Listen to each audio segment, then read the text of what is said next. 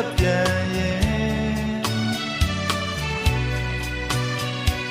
မြောက်ဘက်ကိုဦးတီလက်ဟာသာပေါက်ရရစီမိုင်းတောင်ချီပြန်လေပြီကြိုးကြငဲ့တို့ရဲ့မိုင်းတောင်ချီပြီးစဉ်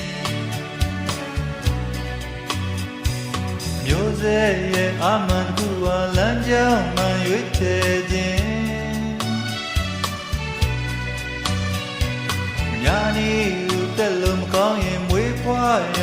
ရစီမိုင်းတောင်ချီပြန်နေ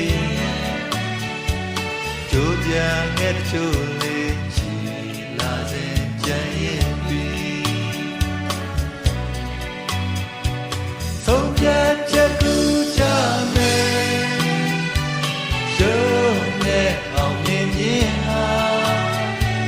ရှိတဲ့အားနဲ့မှဟာနိုင်ပါယုံမဟောတက်ကြော်လာခြင်းစီလန်းလေးကြောင်းသွားတယ်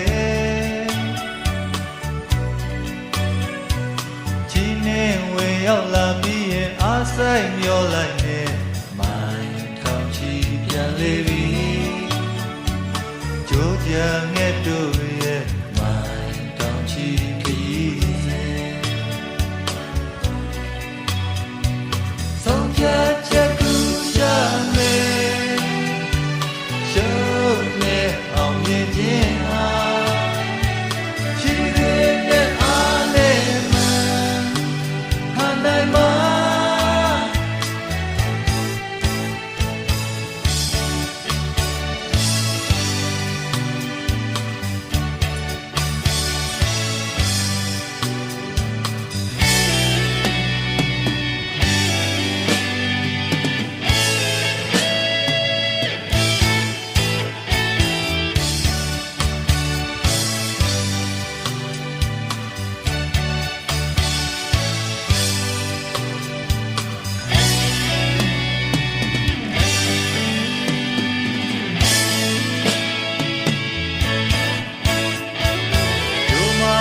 တက်ကြွလာခြင်းစီလန်းလေးကြောင့်